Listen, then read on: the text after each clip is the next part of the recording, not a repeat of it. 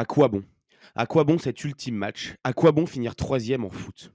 À quoi bon cette ultime confrontation aux airs de consolante? Historique, certes, mais ô combien anecdotique. Le foot n'est pas un sport olympique où l'on se bat pour une médaille. Une ultime breloque, symbole de l'aboutissement de tout un travail. Le foot, aussi cruel soit-il, est ainsi, et il n'existe que deux moyens d'en marquer l'histoire. Dans la défaite, par sa classe et son panache, s'inscrivant dans les mémoires, ou bien de soulever la coupe et plonger tout un peuple dans 4 ans d'ivresse. Alors pourquoi ce match? Là où l'Euro, par exemple, s'arrête en demi pour les perdants. Imaginerait-on une rencontre pour la troisième place entre les vaincus de demi-finale de Coupe de France? Imaginerait-on également une médaille pour les demi-finalistes battus de Ligue des Champions? Non, le foot est ainsi et la troisième marche du podium n'y a pas sa place. Quel souvenir le football a-t-il gardé des États-Unis, troisième du premier mondial uruguayen? Qui savait que la Pologne avait terminé 2 fois à cette même position, battant notamment les Français post-Séville en 1982? Ou encore que le Chili avait bataillé pour sa breloque de bronze en 1962. Et d'ailleurs, y a-t-il seulement une médaille pour ces troisièmes? Alors oui, ces demi-finalistes auront marqué parfois, souvent, l'histoire d'une compétition. Frapper les mémoires des enfants et des amoureux du jeu comme héritage d'une nation. Mais pourquoi donc, dans un match en grand enjeu, au bout d'un mois de mondial, forcer une équipe à perdre 2 fois de suite après un parcours mémorable? Que retiendrons-nous de plus ou de moins sur le parcours du Maroc, s'il venait à s'imposer ou à s'incliner aujourd'hui face à la Croatie? Non, ce match ne devrait pas avoir lieu pour garder en souvenir les larmes cruelles des perdants magnifiques. Celle d'une épopée de la fin brutale d'un rêve dont on ne peut reprendre le fil, pour une ultime rencontre aux allures de kermesse olympique qui ne colle pas à l'histoire de ce jeu, tant elle semble anecdotique.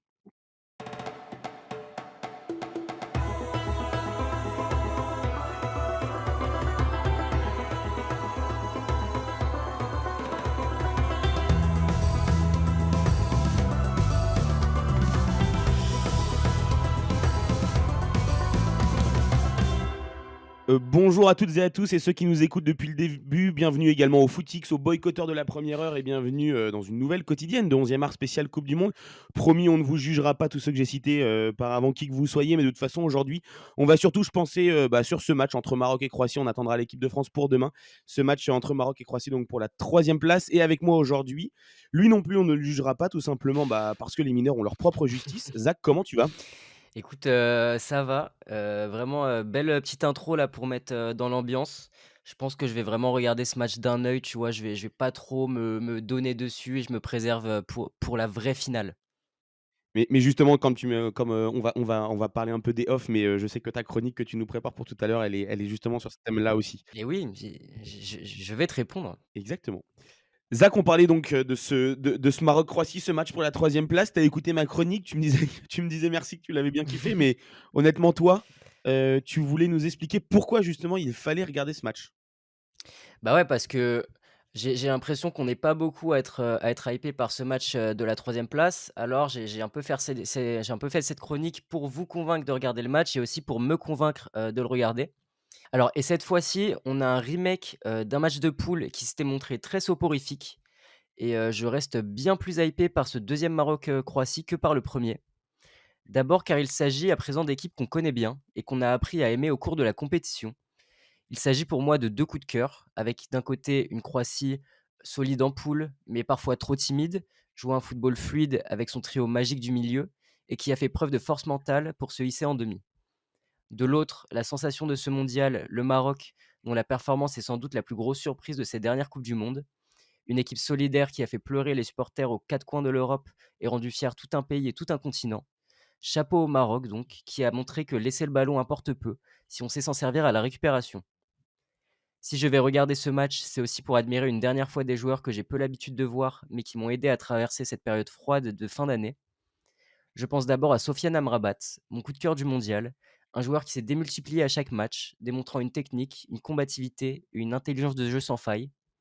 Bon, lui, il évolue du côté de la Fiorentina, donc je risque de le recroiser, ce qui ne sera peut-être pas le cas de Dominique Livakovic, le cauchemar brésilien, qui a pris le temps d'un mondial le relais de Memo Ochoa et a marqué chaque match de ses nombreuses parades. Il va désormais être temps pour lui de retourner du côté du Dynamo Zagreb, mais ça ne m'étonnerait pas qu'il surfe sur l'effet Coupe du Monde pour débarquer en Première Ligue ou dans une grosse écurie européenne sous peu. Enfin, je voulais parler de Sofiane Bouffal, dont je condamne le comportement au cours de cette compétition. T'as pas honte de briser des carrières en un coup de rein? Une grosse pensée notamment à Marcos Llorente, contraint de se déplacer en fauteuil depuis la rencontre Maroc-Espagne. Plus sérieusement, un mondial énorme pour Bouffal et je pense qu'on attend tous de voir s'il gardera ce niveau du côté d'Angers et pourquoi pas le voir évoluer à un plus haut niveau. Une autre raison de regarder cette petite finale, c'est que finalement il s'en passe des choses dans ces moments. Si en 2018 c'était l'occasion pour nous Français de savourer le match Belgique-Angleterre, qu'on pourrait appeler aujourd'hui le match du seum, d'autres petites finales restent dans les mémoires. Au niveau du spectacle, il faut dire qu'on est rarement déçu, puisque les matchs pour la troisième place se montrent très souvent prolifiques, à l'image d'un Allemagne-Uruguay de 2010 ou du Turquie-Corée du Sud de 2002, tous les deux conclus par un score de 3-2. Les matchs pour la troisième place ne se sont d'ailleurs jamais achevés sur un 0-0. D'ailleurs, je vous recommande de ne pas arriver en retard, puisque c'est lors de ce Turquie-Corée du Sud de 2002 qu'a eu lieu le but le plus rapide de l'histoire de la Coupe du Monde, inscrit par le Turc Hakan Şükür, après seulement 10,8 secondes de jeu pour être précis. C'est aussi un match très prolifique qui a permis à un Français d'entrer dans la légende de la Coupe du Monde. Lors du mondial 1958, la France, alors éliminée par le Brésil, retrouve l'Allemagne de l'Ouest, sortie par le pays hôte, la Suède. Avant ce match, Juste Fontaine a déjà inscrit 9 buts dans la compétition et ne s'arrête pas là. Il inscrit en effet un quadruplé qui permet à la France de l'emporter 6-3 lors de cette petite finale pour terminer troisième du mondial et surtout de finir meilleur buteur de l'édition 1958 avec 13 réalisations, un record inégalé et qui je pense ne le sera pas de sitôt. Des matchs prolifiques qui donnent qui plus est des buts de légende, comme l'extérieur du pied incroyable du Brésilien Nelinho en 1978 que je recommande fortement parce que j'avais jamais vu ce but et vraiment j'ai été assez impressionné, permettant à son pays de vaincre l'Italie en petite finale 2-1. Et que dire également de la reprise somptueuse de Diego Forlán face à l'Allemagne en 2010, un chef-d'œuvre d'équilibre et de technique. Alors oui, ce Maroc-Croatie peut être anecdotique, mais il est important de le regarder pour dire au revoir à deux équipes qui ont rendu cette Coupe du Monde si spéciale et qui sait, vont encore nous offrir de belles surprises. Eh ben merci Isaac, vous l'avez compris, c'est pas forcément ma tasse de thé ces matchs moi pour la troisième place, mais on aurait presque envie d'avoir un œil et de suivre ce Maroc-Croatie. Bon, je crois que moi de mon côté ça va pas être possible. Je travaille sur le dernier des 4 concerts de Damso ce soir. Et puisqu'on parle d'âme solitaire, on va retrouver Thibaut Leplat dans sa chronique quotidienne du sens du détail qui revient sur l'ipséité des coachs et ce qui forge leur différence, c'est-à-dire leur solitude.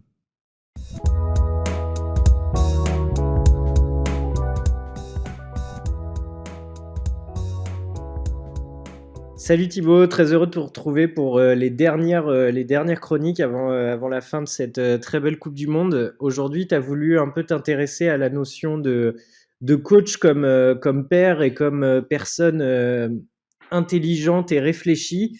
Et tu vas nous développer tout ça dans une, j'en suis sûr, très belle chronique. Alors, avant chaque match, après chaque match, c'est toujours le même cérémonial.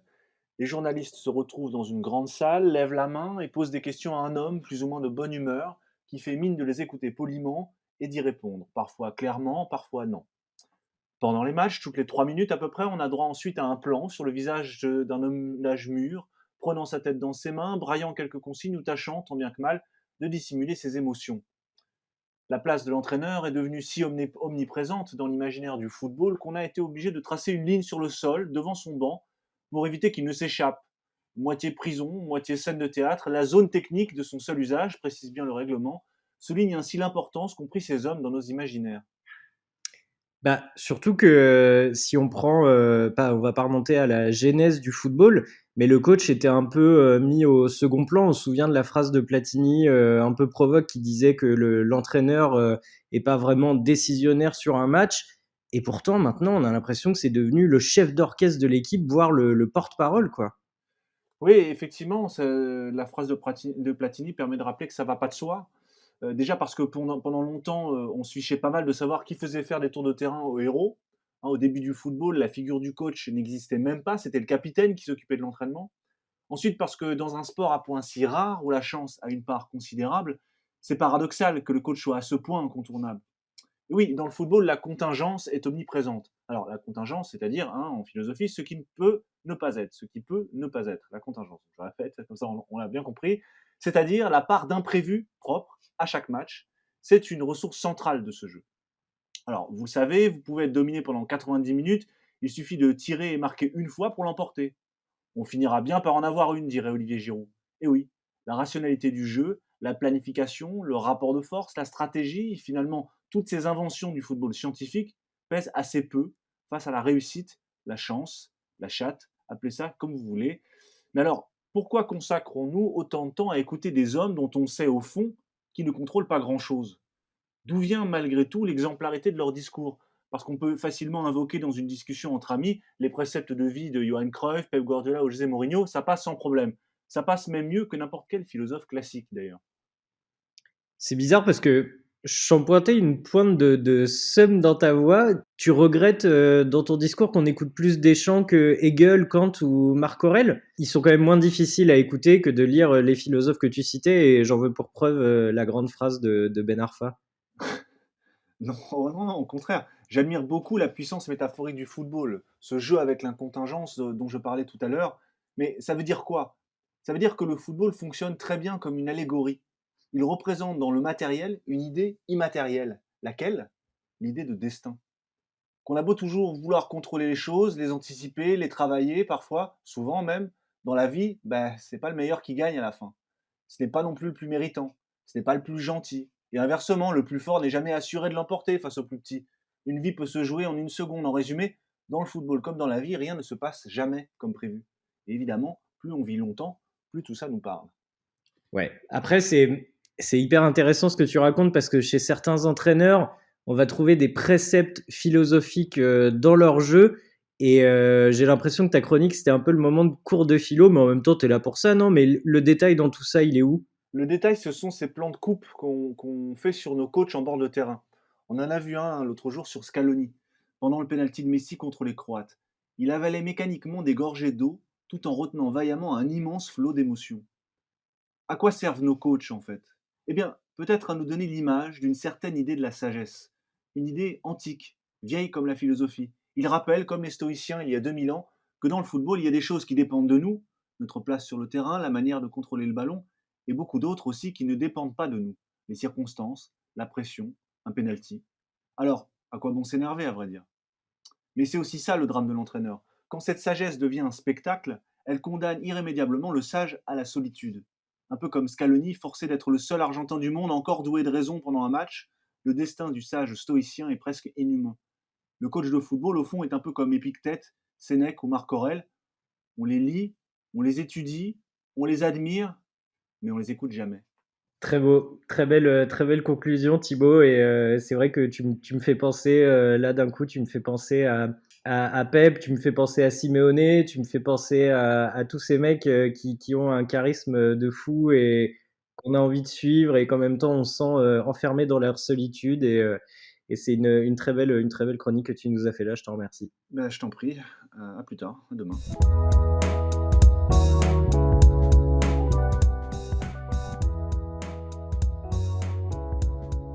Et après cette très belle chronique Le sens du détail de Thibaut Leplat, vous en avez l'habitude, notre deuxième expert quotidien en dehors de nos chroniqueurs classiques. On retrouve tout de suite Jean-Baptiste Guégan qui voulait nous parler un petit peu plus précisément de l'angle géopolitique politique de ce Maroc-Croatie pour cette troisième place.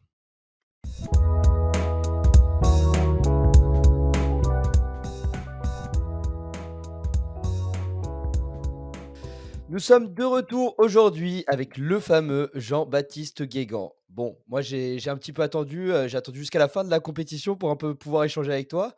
Mais je crois qu'aujourd'hui, tu as envie de nous parler une fois de plus, d'un thème un peu sympa. Effectivement, à l'occasion de ce Maroc-Croatie, donc le match, la fameuse petite finale, hein, ce match pour la troisième place, on a une opposition de style entre l'Afrique et l'Europe, entre les Balkans et le Maghreb, l'Afrique du Nord. Et derrière, ce qui se joue dans cette opposition, a priori, entre le feu et la glace, c'est d'abord une opposition, finalement, entre deux manières de vivre et de voir le foot. Deux États qui ont énormément investi dans le sport pour exister. Le Maroc en Afrique depuis une décennie et la Croatie depuis son indépendance. Donc on est sur une vraie dimension identitaire. C'est-à-dire que derrière, on va voir vraiment deux peuples se réunir, et notamment les diasporas. Je parlais aujourd'hui avec une franco-marocaine qui est mariée à un Croate, et elle va passer un moment. Situation compliquée. Voilà. Et ce qui est surtout intéressant en dehors de cette opposition de style, c'est qu'on a beaucoup de joueurs qui ont été formés finalement en France, qui beaucoup, quasiment 80% évoluent en Europe. Et donc on est sur un autre type de football. Ça va jouer à l'européenne, avec une particularité, c'est qu'il y a une des deux équipes qui va jouer un peu plus que l'autre, c'est le Maroc. Parce que le Maroc porte évidemment la fierté du monde arabe avec lui, porte l'Afrique.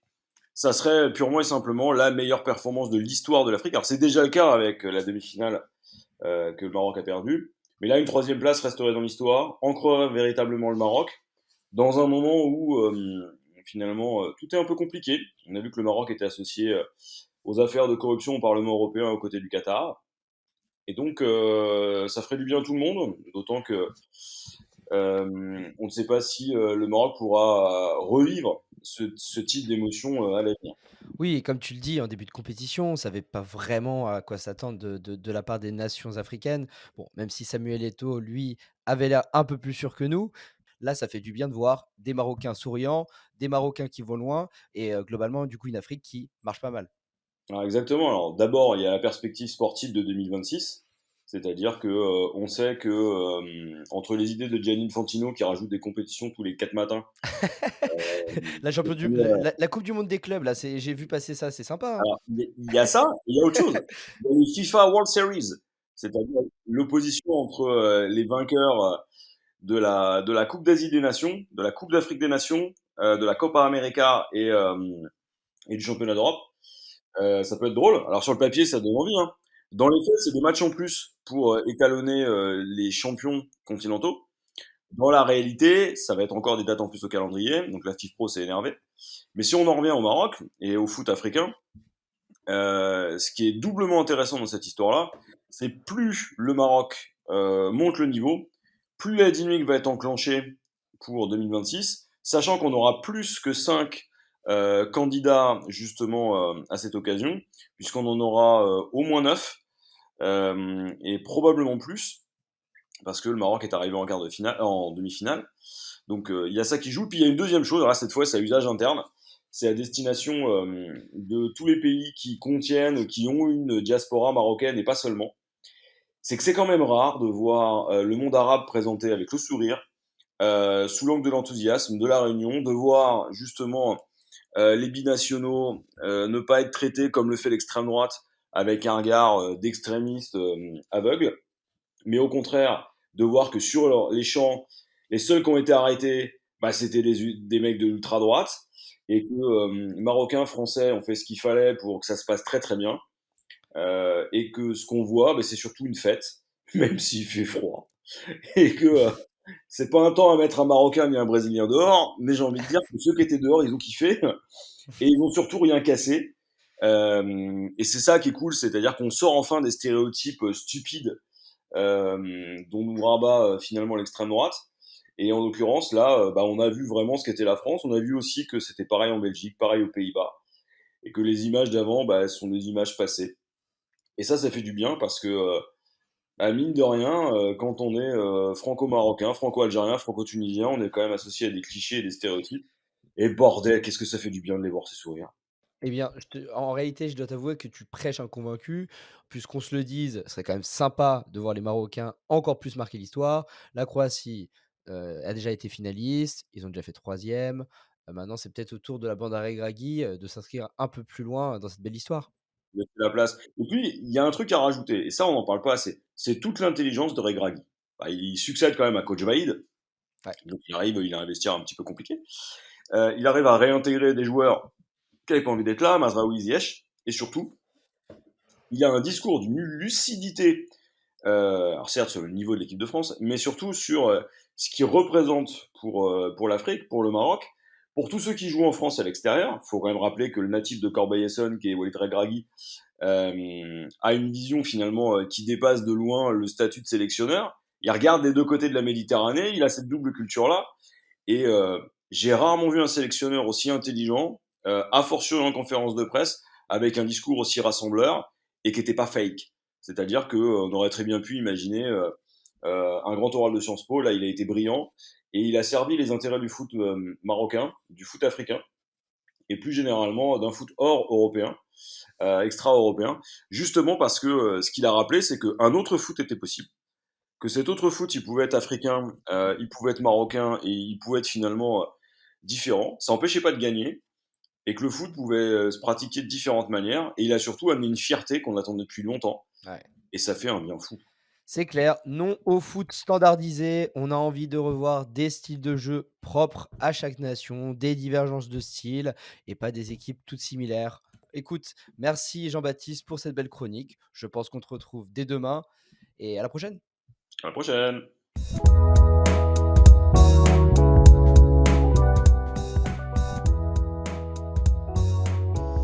Et merci encore à JB, merci encore à Thibaut, nos deux super intervenants pour la Coupe du Monde. On va les retrouver une toute dernière fois demain pour la grande finale, pour ce grand France-Argentine. Avant de se quitter, Zach, un petit prono sur ce Maroc-Croatie, troisième place. J'imagine qu'on a tous un petit peu la même envie de voir nos chers amis marocains finir troisième. Qu'est-ce que tu penses de ce match-là? Ouais, bah, je sais pas vraiment ce qui va se passer, mais comme toi, j'ai bien envie de voir le Maroc, l'emporter. Je pense qu'ils en sont largement capables. Surtout que, enfin franchement, on n'en a pas parlé, mais il faut souligner quand même la performance qu'ils ont fait contre la France parce que, Ouais. vraiment une performance où ils ont rien à se reprocher parce qu'ils ont fait vraiment un très, très gros match et je pense qu'on a tous bien douté à certains moments. Ouais, ouais, je suis complètement d'accord avec toi. On les donnait, non pas qu'on les donnait facilement perdants, mais en tout cas, on avait l'impression vraiment de se dire bon, bah voilà, leur exploit est déjà fait, leur épopée est déjà faite. Le mondial pour eux est presque derrière eux et ils ont beaucoup de blessés. Ils sont en bout de course physiquement et au final, ils ont quand même été très très vaillants et très très bons et on a eu quelques surfroids sur ce match. Ouais, moi je t'avoue que je suis pas ultra serein là sur le Maroc. On a vu que Saïs s'est blessé. On a vu qu'entre les Ouais. blessures, la fatigue, le match de récup, la journée de récup en moins, je pense que ça va être compliqué pour le Maroc. Surtout que souvent ce genre de match pour la troisième place, il y a quand même beaucoup de rotation. Et je pense qu'à ce jeu-là, la Croatie s'en sort mieux quand même sur les rotations que l'équipe marocaine. Mais bon, on espère quand même une victoire de nos amis marocains. Bah écoute, Zach, je te propose qu'on termine cette émission là-dessus, avant qu'on retrouve le reste de la team demain pour, pas l'ultime édition, parce qu'on espère vous en sortir une lundi également, mais en tout cas pour la très, très grosse quotidienne sur cette grande finale de la coupe du monde que tout le monde attend. Je vous avoue qu'il y a encore un mois, si on m'avait dit que j'allais autant m'hyper pour la finale d'un coupe du monde que j'avais à moitié envie de suivre, bah, j'étais pas chaud, mais ce Argentine-France, Mbappé-Messi va être absolument incroyable et délicieux. Merci à tous et à demain.